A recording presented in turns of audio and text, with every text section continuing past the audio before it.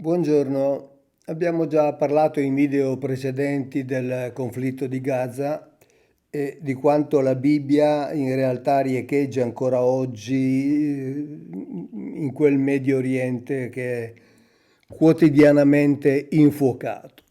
Voglio proporvi una sintesi di ciò che la Bibbia dice a proposito di Gaza, perché penso che alla luce dei più recenti avvenimenti soprattutto sia giusto riflettere su quanto ci stiamo abituando purtroppo a notizie di questo genere, no? Notizie mattutine che ci arrivano tutti i giorni, 50 morti nella notte a Gaza, principalmente civili, eccetera, e ci stiamo abituando drammaticamente, come se stesse diventando la normalità.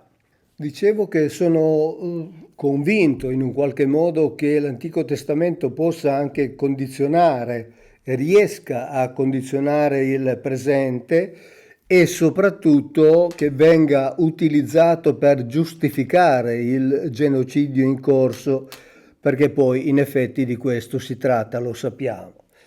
L'accanimento che vediamo oggi nel comportamento e nei discorsi di Benjamin Netanyahu riecheggia proprio l'accanimento di Yahweh quando incitava il suo popolo con ordini di sterminio, promesse di dominio, nessuna pietà per i popoli vicini. Quello che leggiamo nei giornali di questi giorni in effetti sembra scritto migliaia di anni fa, non c'è differenza. La città di Gaza compare più volte nei testi antichi, per esempio nel libro dei Giudici si narra di Sansone catturato e imprigionato dai Filistei proprio a Gaza, e i Filistei erano i nemici per eccellenza degli israeliti. Nel libro dei Numeri, per esempio, gli esploratori inviati da Mosè parlano degli Anachiti come abitanti di Gaza, cioè giganti che abitavano la regione, i figli di Anak. Nei profeti troviamo annunci di distruzione, per esempio in Amos si dice: per 3 misfatti di Gaza e per 4 non revocherò il mio decreto.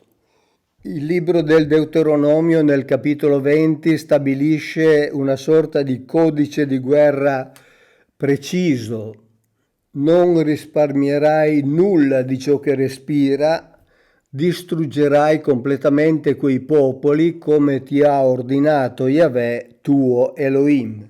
Parole ovviamente che, come sentite, parlano di sterminio totale, uomini, donne, bambini, anziani, persino gli animali. Nel libro 15 di Genesi Yahweh stabilisce un patto territoriale con Abramo e gli dice precisamente: alla tua discendenza io do questa terra dal fiume d'Egitto al grande fiume che sarebbe l'Eufrate. È la cosiddetta promessa della grande Israele che ancora oggi viene continuamente ricordata nei siti dei militari israeliani che disegnano proprio questa grande Israele che va dal Nilo sino all'Eufrate.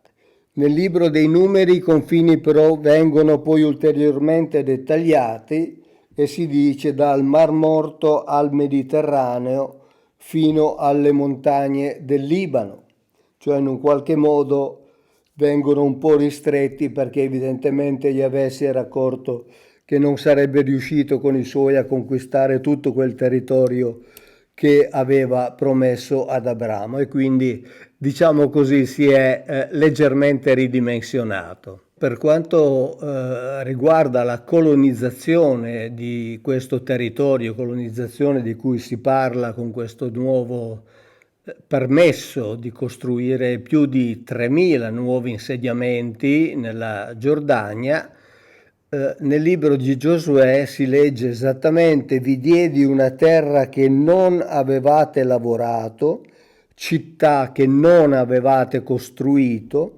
uliveti e vigne che non avevate piantato. E sembra proprio di assistere a questo evento scritto migliaia di anni fa, ma che è attualissimo appunto con queste nuove concessioni che sono contestate dal consesso internazionale. Direi giustamente contestate dal consesso internazionale perché rende di fatto impossibile la costruzione e la realizzazione di uno Stato palestinese a tutti gli effetti. Ed è impressionante, no? Proprio vedere come queste antiche promesse vengono ancora richiamate dai leader politici per giustificare appunto queste operazioni di conquista. Netanyahu cita continuamente la Bibbia, ne utilizza la terminologia, ne utilizza i nomi e alcune delle citazioni più importanti me le sono segnate, per esempio in Deuteronomio nel capitolo 25 c'è scritto ricordati di Amalek e nel suo discorso del 28 ottobre già del 2023 Netanyahu ha dichiarato espressamente: dovete ricordare ciò che Amalek ha fatto contro di voi, dice la nostra sacra Bibbia, e noi lo ricordiamo. Il passo biblico a cui si riferisce è questo: ricordati di ciò che ti fece Amalek lungo il cammino quando eravate usciti dall'Egitto, come ti venne incontro per la strada e colpì nella tua retroguardia tutti i deboli che erano rimasti indietro, mentre tu eri stanco e sfinito. Egli non ebbe timore di Dio. Perciò quando Yahweh, tuo Dio, ti avrà dato riposo da tutti i tuoi nemici che ti circondano, nella terra che Yahweh, tuo Dio, ti dà in eredità, cancellerai la memoria di Amalek da sotto il cielo. Non dimenticare.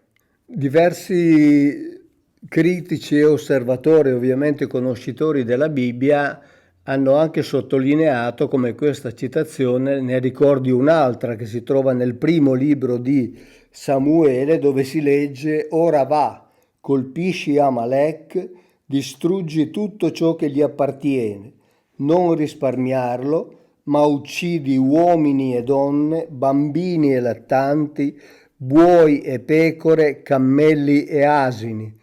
In occasione dell'operazione Leone Nascente, così lui l'ha definita, contro l'Iran, Netanyahu ha depositato una nota nel muro occidentale del Tempio con questa citazione. Sapete che gli ebrei mettono dei bigliettini nelle fessure delle pietre del muro del Tempio. E la citazione di Netanyahu dice: ecco, un popolo si alza come una leonessa, si solleva come un leone, non si sdraia finché non divora la preda e non beve il sangue degli sbranati. Certo che sono parole che non richiedono commento, tanto sono crudeli e violente nella loro letteralità, effettivamente. E depositare un biglietto in quel muro significa per gli ebrei compiere un gesto molto molto importante. Quindi lui ha legato il nome stesso della operazione ad un versetto biblico, ovviamente e chiaramente di guerra.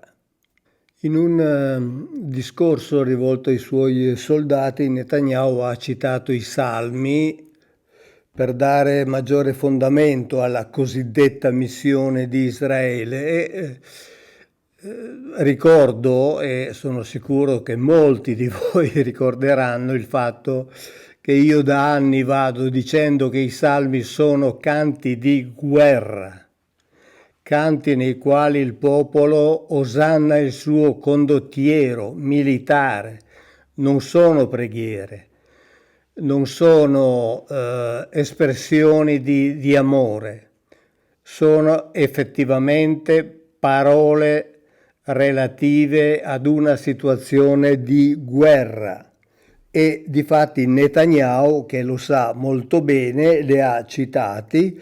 Per esempio ha citato Salmo 18 dove dice: tu mi hai cinto di forza per la battaglia, hai piegato sotto di me quelli che insorgevano contro di me. Più chiaro di così non si può essere. E poi, parlando della guerra contro Hamas e del conflitto ovviamente a Gaza, Netanyahu ha anche affermato: la Bibbia dice che c'è un tempo per la pace e un tempo per la guerra. Questo è un tempo di guerra. Quindi ancora una volta la Bibbia gli conferma che ciò che lui sta facendo è giusto, perché è il tempo giusto per farlo. In un altro intervento Netanyahu ha dichiarato che Israele realizzerà le profezie bibliche, tanto per cambiare. Dice: noi realizzeremo la profezia di Isaia 60. Non si udrà più parlare di violenza nel tuo paese, né di devastazione o distruzione entro i tuoi confini, ma chiamerai le tue mura salvezza e le tue porte lode. Insomma, dai discorsi emerge chiaramente l'uso costante di citazioni bibliche da parte di Netanyahu per dare fondamento politico e militare alle scelte che lui sta facendo con il suo governo. Amalek come nemico eterno, Israele come leone che divora la preda, la guerra come tempo necessario stabilito da Dio e le profezie di Isaia come giustificazione delle politiche israeliane. Direi, più di così cosa si vuole per accettare l'idea che la Bibbia è attualissima e giustifica tutto ciò che sta avvenendo. E peraltro molti studiosi si sono dedicati a tentare di capire l'ebraismo come modo di essere, perché sappiamo che l'ebraismo, più che una religione, la religione sarebbe quella giudaica, l'ebraismo è un modo di essere, cioè un modo di avere un rapporto particolare con il resto del mondo, un modo particolare stabilito da Yahweh, che avrebbe scelto questo popolo come popolo di suoi sacerdoti. E in effetti, per esempio, alcuni studiosi come Laurent Guénot hanno parlato di Israele come di uno, non è offensivo il termine, voglio precisarlo, psicopatico collettivo. E dice espressamente: non si tratta di follia clinica, ma di un modo particolare di leggere il mondo, come dicevo prima, radicato nella Bibbia.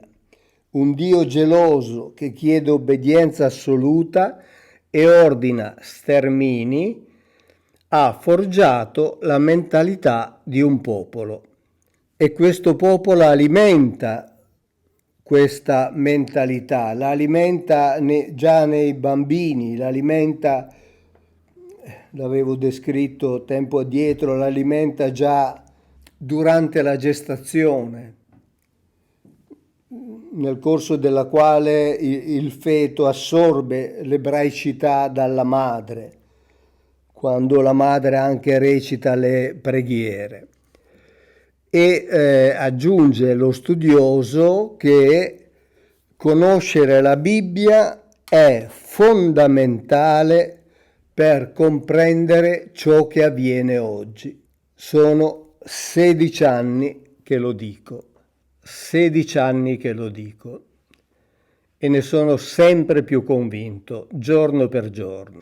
E al di là di ciò che dicono gli studiosi, oggi la comunità internazionale usa parole durissime che ormai sono inevitabili, direi, nei confronti delle decisioni del governo israeliano. Per esempio, la Commissione indipendente ONU sui territori palestinesi, nel rapporto del 16 settembre del 2025, ha scritto: Israele a Gaza sta commettendo un genocidio con l'intento di distruggere in tutto o in parte il popolo palestinese. Le cifre parlano da sole, più di 53.000 palestinesi uccisi, di cui l'83% sono dei civili.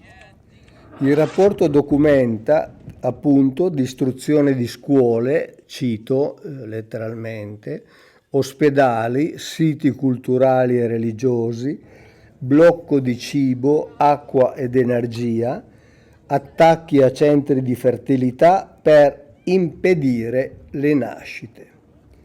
E ancora dice leader israeliani come Netanyahu, Smotrich e Ben Gvir hanno incitato pubblicamente al genocidio. Queste sono parole e fatti che risuonano come una sorta di eco drammatiche dei testi biblici. Uccidete tutti, sterminate le nazioni.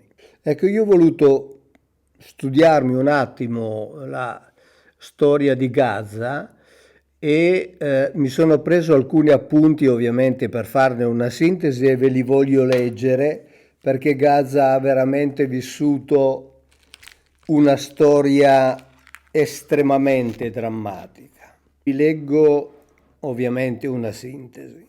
Ho già detto che era abitata dagli Anachiti, questi personaggi di alta statura, e dalla metà del secondo millennio, quindi dei tempi di Tutmosi III, è ricordata come possesso dei faraoni. Nel secolo XII a.C. divenne una delle principali città dei Filistei e nella ripartizione di Canaan tra le tribù di Israele, Gaza toccò in sorte alla tribù di Giuda, che però non riuscì a esercitarvi di fatto un effettivo potere fino al tempo di Davide. Nella lotta fra Israeliti e Filistei, Gaza fu uno degli scenari più importanti, per esempio, delle imprese di Sansone. Durante il regno di Salomone, questa città segnava il confine meridionale del territorio di Israele. Nel 734 a.C. fu conquistata da Tiglat-Pileser III, riuscì a liberarsi dal giogo degli Assiri, ma Sargon II la riconquistò nel 720, però diciamo lasciandole una certa autonomia interna quantomeno.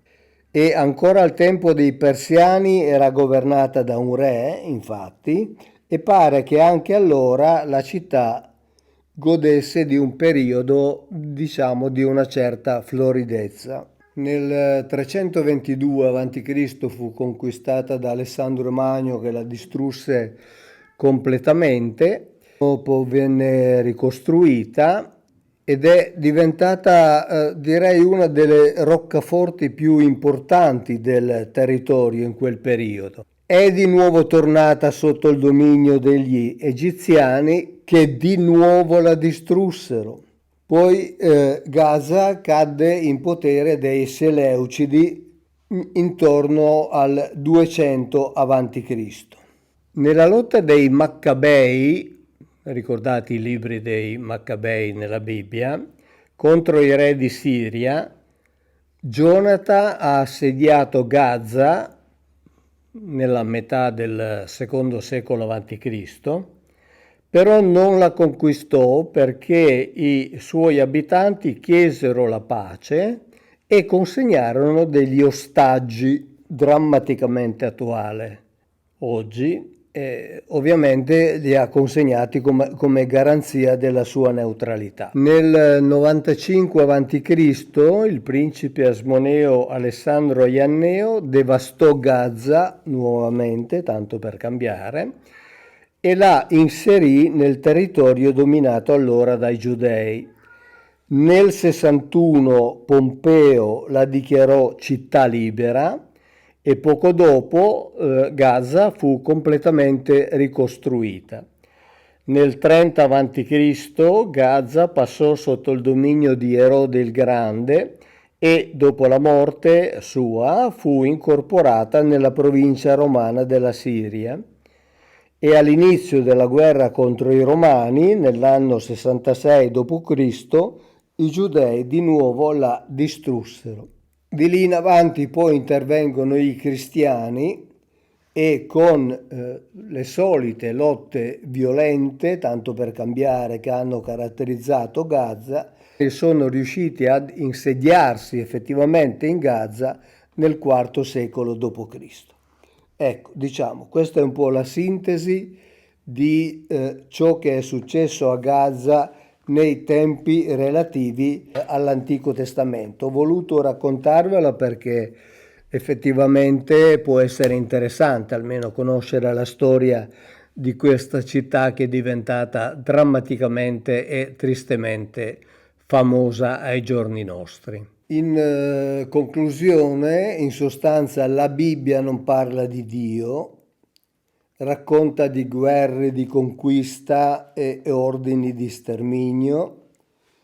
Quegli ordini, tra l'altro dati 3000 anni fa, vengono ancora oggi usati per giustificare azioni politiche e militari e la cronaca dice che, almeno secondo l'ONU, a Gaza è in corso un genocidio. Se continuiamo a considerare sacri quei testi, continueremo a ripetere gli stessi errori. E ovviamente per alcuni è importante considerare sacri quei testi, lo vediamo, lo stiamo vedendo ogni giorno. Se invece li leggiamo come cronache storiche e culturali, possiamo almeno capire l'origine delle ideologie che oggi alimentano questa, direi, inaccettabile violenza. Conoscere la letteralità della Bibbia e non la teologia della Bibbia è quindi fondamentale per capire ciò che stiamo vivendo ora.